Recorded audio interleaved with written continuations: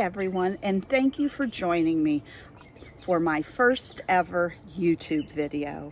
I am so glad that you're here and that you're going to join me on this new journey, this new adventure. I've been thinking about doing this for about the past year, and I've been always fascinated on trying to figure out a way to combine my love of tarot and my love of gardening together. And then Garden Goddess Tarot and Candy from Candy Soil and Soul came out with this Garden Arcana tag.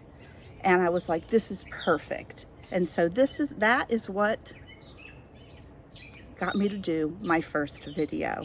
So in this video today, we're going to explore my garden for a little bit and talk about where I see tarot in my garden at least for the first few cards of the major arcana. I may also make some videos of my hiking, which I consider an extension of my outdoor garden practice. I consider the woods one of my sacred places. Also, maybe talk about some of my other tarot practices and maybe even show you my tarot desk. And we'll see what other videos I come up with along the way.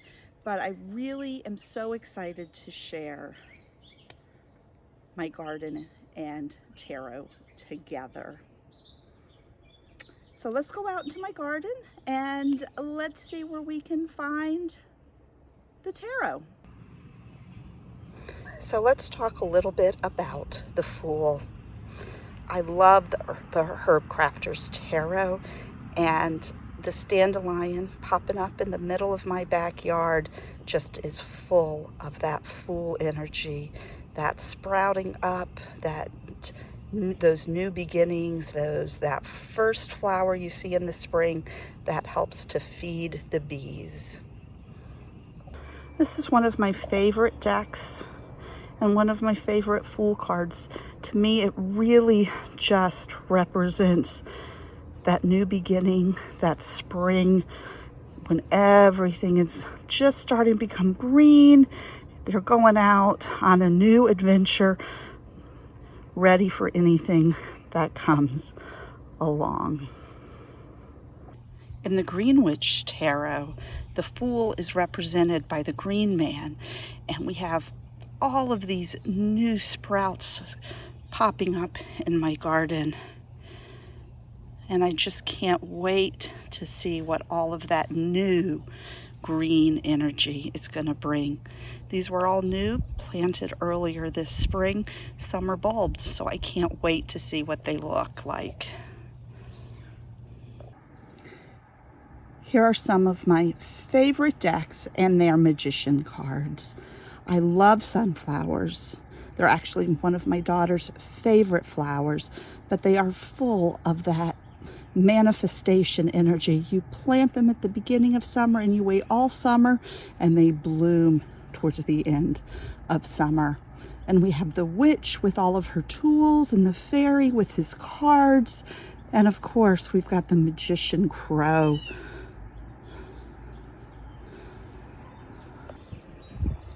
Let's go see where we can find some of these magician energies in my garden.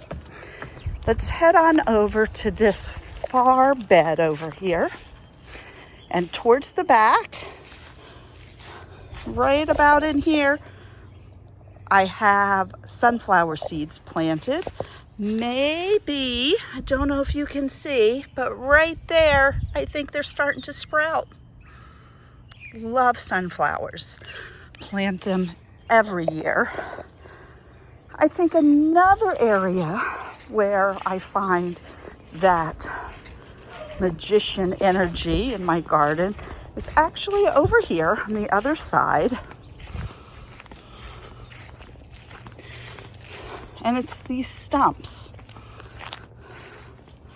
A lot of times I will lay out offerings, ritual materials, and I'll sit here in this part of the garden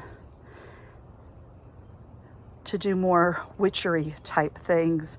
So to me, these stumps really represent that magician type energy. And now we are on to the High Priestess. Here are some of the High Priestess cards from those same decks. We've got Mugwort. We've got this fairy holding her crystal ball. We have the Priestess. And of course, we've got the Crow. Let's go see where we can find some High Priestess energy in my garden.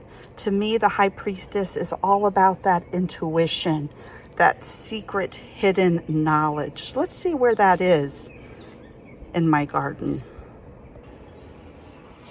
The first place I really think of course, is that mugwort back there. I have some mugwort growing in my garden. She's ready to be just about harvested and dried too. But mugwort is known to really have a lot of magical properties.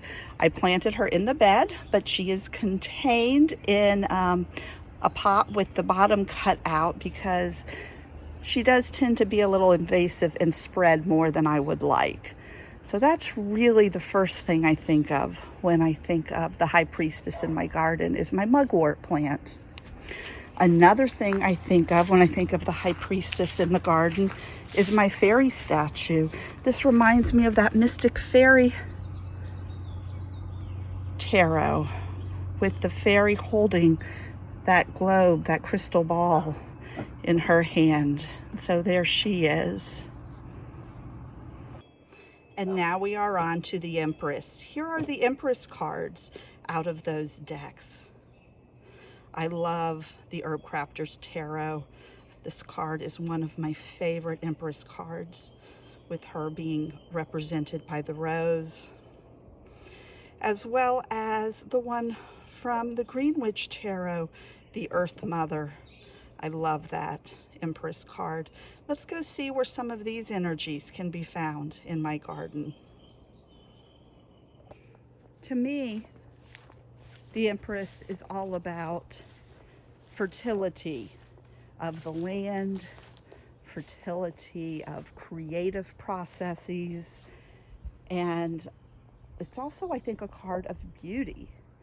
So, of course, the rose on that Herb Crafter Tarot is perfect, and I couldn't go by without showing you my beautiful rose bushes. So there is some Empress energy. The other thing I think of when I think of the Empress energy in my garden is my vegetable garden bed. Really that fertility of the land, which is just starting to come to fruition. Seeds are being planted. We're just waiting for things to start to sprout. I do have some peppers in there that were started early.